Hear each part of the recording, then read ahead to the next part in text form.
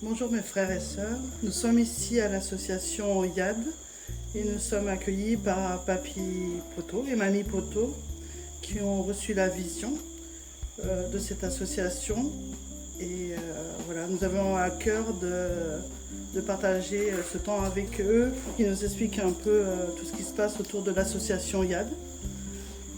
Donc voilà, pour commencer, d'où vient l'association YAD Aide?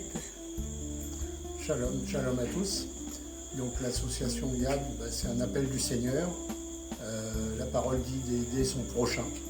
Et depuis très longtemps, nous aidons déjà surtout des enfants avec des vêtements, des chaussures, parfois de la nourriture. Et l'association est née déjà un peu plus tard, elle est née après avoir commencé à faire des dons régulièrement qu'on envoyait déjà. Des colis, des cartons, tout ça qu'on a envoyé. Et aujourd'hui, l'association a été créée et une deuxième association a été créée au Cameroun parce qu'on ne pouvait pas faire ce qu'on appelle une antenne.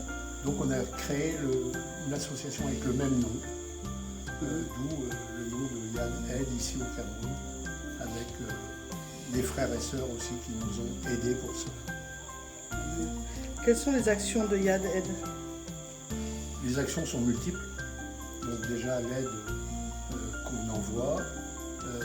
Après sur place, on se déplace des fois en prison pour les fortifier avec des nourritures, même voir peut-être des vêtements si on a la possibilité.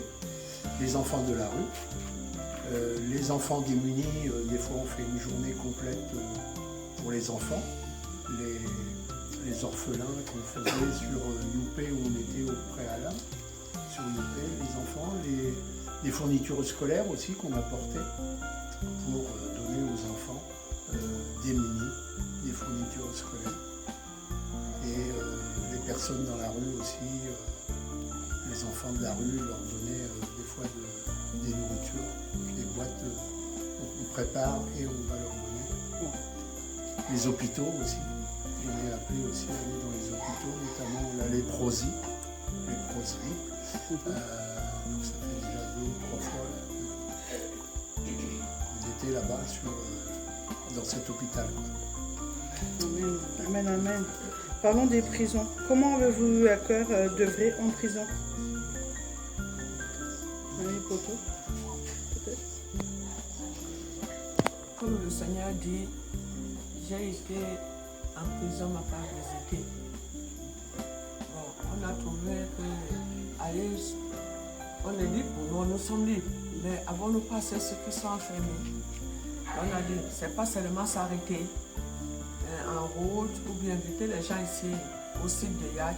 Il faut aussi aller rencontrer ceux qui sont en prison.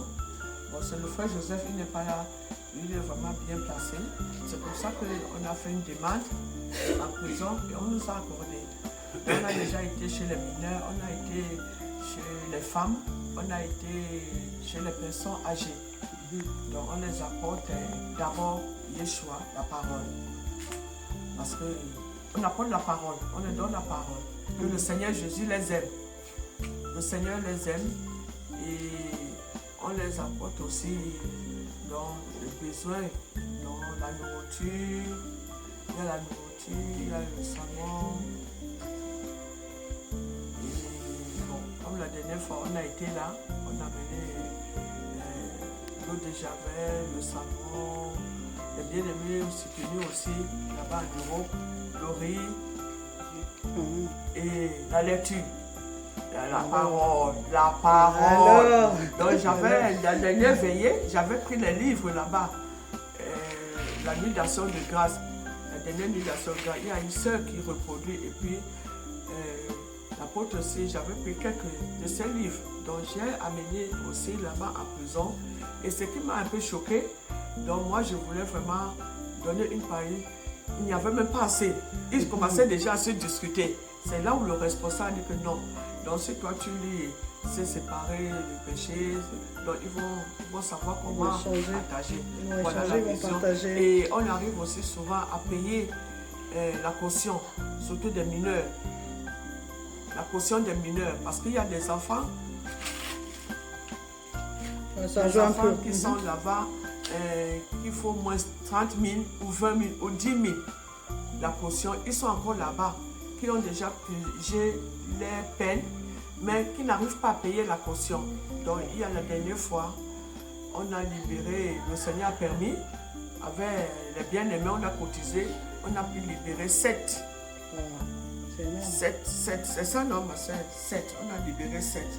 Donc, je pense qu'il y avait 3 filles et 4 garçons, les mineurs. Donc, maintenant, je vais laisser à la parole à la sœur Myriam, parce que, bon, c'est son mari qui ça, le frère Joseph. Donc, qu'est-ce que le Seigneur fait dans les prisons? Oui, c'est pour ça que j'ai répondu. C'est pour ça Ah que oui? j'ai répondu que le Seigneur nous a envoyés pour pouvoir visiter, les apporter l'amour du Seigneur, leur dire que le Seigneur ne les a pas oubliés. La première des choses, le Seigneur les aime. Et ensuite, on les donne dans ce qu'ils ont, ce que le Seigneur nous a mis à cœur de donner. Parce que les besoins sont tellement énormes. Mais avec ce que les bien-aimés nous donnent, on essaie un peu de faire les achats et aller les déposer. Voilà ce que le Seigneur fait à Amen, prison. Amen. Et je sais que la parole qui est sémée, on nous dit de s'aimer la parole, et c'est le Seigneur qui a reçu. Ils ont entendu, et je pense qu'un jour, on va se retrouver. Donc, que deviennent les prisonniers suivis, s'il y en a, qui sont suivis? C'est Myriam. Oui, shalom à tous. Je suis la sœur Myriam. Oui, comme Ami l'a dit tout à l'heure, il y a eu 7 prisonniers libérés il y a 2 ou 3 ans et certains n'avaient pas où habiter. Du coup, l'association YAD et d'autres bien-aimés ont soutenu, on a payé 5 mois de loyer à raison de 15 000 au mois. Et ils ont été logés, ils ont reçu du matelas, le lit et tout. Et ils avaient la nourriture tous les jours. Mais malheureusement, ils n'ont même pas fait 3 semaines là-bas. Malgré la parole qu'ils recevaient, ils sont rentrés dans leur vie. Donc, les 5 mois de loyer, ils sont restés comme ça là, parce qu'on les avait pris en flagrant.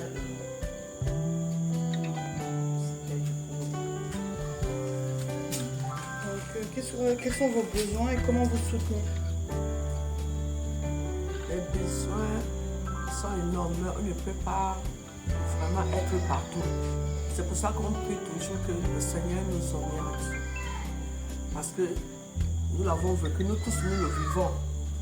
Dans les besoins des enfants de la rue, souvent on accueille les orphelins ici. Comme Papi Poto a dit, on va souvent regarder les malades qui ont la tuberculose. Ils sont abandonnés d'eux-mêmes. Vous savez, quand on dit que quelqu'un a la tuberculose, on le fuit. Quand on dit que quelqu'un a la lèpre, vraiment, on le fuit. Mais le Seigneur nous a mis à cœur. On a déjà été et on nous a donné les masques. On nous a dit ici, vous pouvez aller les approcher, rentrer dans les chambres. Et ici, n'entrez pas. La responsable là-bas, mettez les masques. Eux, dès qu'ils nous voient, ils sortent de leur chambre, ils viennent. Ça veut dire qu'il y a vraiment une distance. Parce qu'il y a ceux qui sont contagieux, il y a ceux qui ne sont pas contagieux. On a été les voir. Vraiment, et puis apporter aussi la parole. Parce que c'est d'abord la parole. On a vraiment besoin d'aide. Sinon, comment le Seigneur mettra après? Parce qu'il y a beaucoup. Et on aide aussi souvent les malades qui sont chez eux. Qui n'ont rien. Souvent, il y a des personnes comme la jeune fille qui a accouché ici. Une jeune dame qui a accouché. L'enfant est né à 7 mois, c'est ça? 7 mois prématuré. L'enfant était comme une petite bouteille là. On nous a appelé. Le bébé était comme ça. On aide. Il y a tellement beaucoup d'aide. Les besoins sont énormes. Donc, que le Seigneur, les choix qui vous guident et qui vous éclairent. Oui, c'est ça. Sinon, on risque d'être partout. Est-ce qu'il y a un mot de la fin pour vous voulez nous donner? Donc là, je vais compléter un petit peu parce que pour la construction de cette maison d'accueil, qui va permettre d'accueillir aussi non seulement des jeunes ou moins jeunes qui puissent se retrouver, terminer une formation ou autre. Nous avons présenté un peu les locaux à nos frères et sœurs. Donc là, c'est vrai qu'on est au stade de la toiture, avec un budget énorme de 4 millions de CFA. Et c'est vrai que les besoins sont encore pour finaliser les travaux dans cette maison. Donc on fait en fonction. On a peu d'aide extérieure. On fait en fonction. Donc il y a beaucoup de besoins. On fait petit à petit.